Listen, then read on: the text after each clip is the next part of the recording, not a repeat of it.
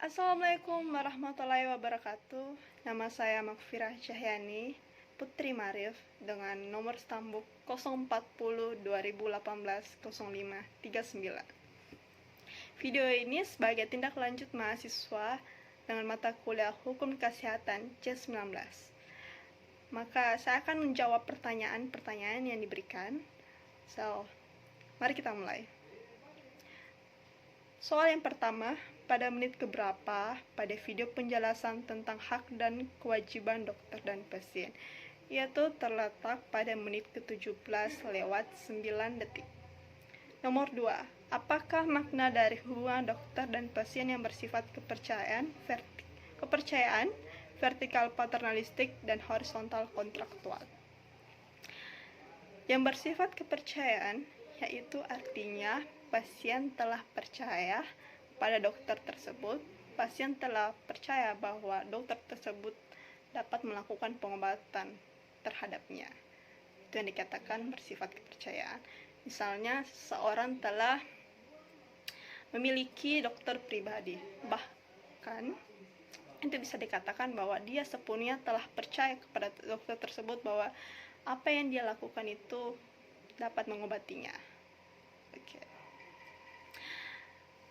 Yang bersifat vertikal paternalistik yaitu bisa dikatakan dokter itu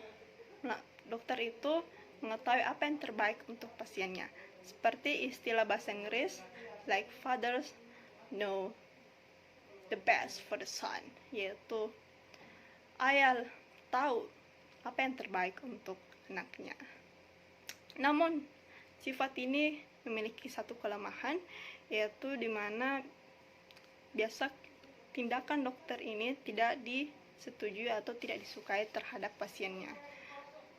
Namun, mengingat istilah tadi yang ayah mengetahui yang terbaik untuk anaknya, kemudian pasien itu bisa dikatakan sebagai anak, pasti anak menuruti kata-kata ayahnya, sama dengan dokter dan pasien.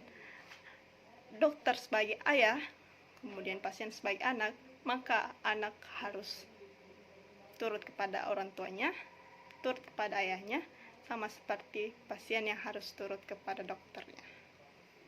Kemudian sifat horizontal kontraktual, yaitu sifat ini dikatakan dokter dan pasien itu setara, sederajat.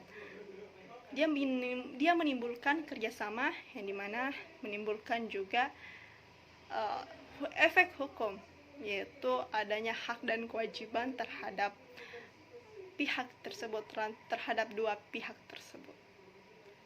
Kemudian soal yang ketiga, tuliskan secara lengkap pasal yang mengatur tentang upaya promotif, upaya preventif, upaya kuratif, dan upaya rehabilitas pada Undang-Undang Nomor 36 Tahun 2009.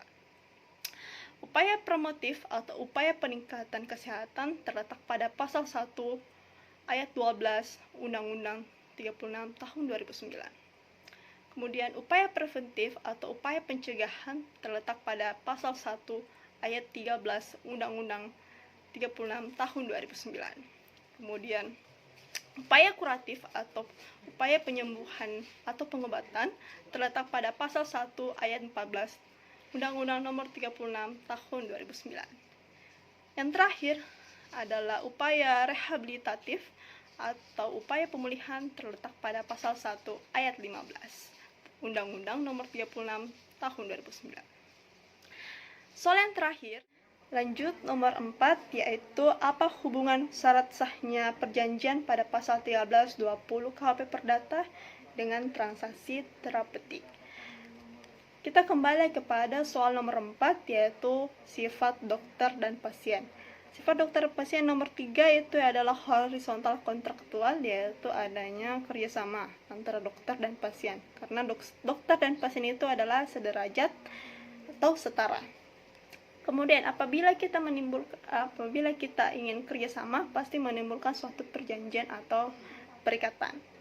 Nah, jika kita ingin membuat perjanjian, ada syaratnya, yaitu kita harus menyertai pada pasal 1320 KUHP Perdata. Syarat yang pertama yaitu adanya kesepakatan dari mereka yang saling mengikatkan diri, yaitu Antara dokter dan pasien harus ada kesepakatan bahwa tindakan ini disepakati oleh dokter dan pasien untuk ditindaklanjuti. Kemudian yang kedua, adanya kecakapan untuk membuat suatu perikatan. Nggak semua orang bisa melakukan suatu perikatan. Ada lagi syarat-syaratnya di pasal yang lain. Jadi kita harus lihat lagi juga. Kemudian, syarat yang ketiga mengenai suatu hal yang tertentu. Kemudian, syarat yang keempat, suatu sebab yang diperbolehkan. Jadi itu, apabila kita ingin membuat suatu perjanjian, ingat lagi kembali pada pasal 1320. Nah, itulah hubungan antara hukum perjanjian yang terletak pada pasal 1320 KB Perdata dengan transaksi terapeutik. Oke, sekian dari saya karena soal-soal saya sudah jawab. Terima kasih. Assalamualaikum warahmatullahi wabarakatuh.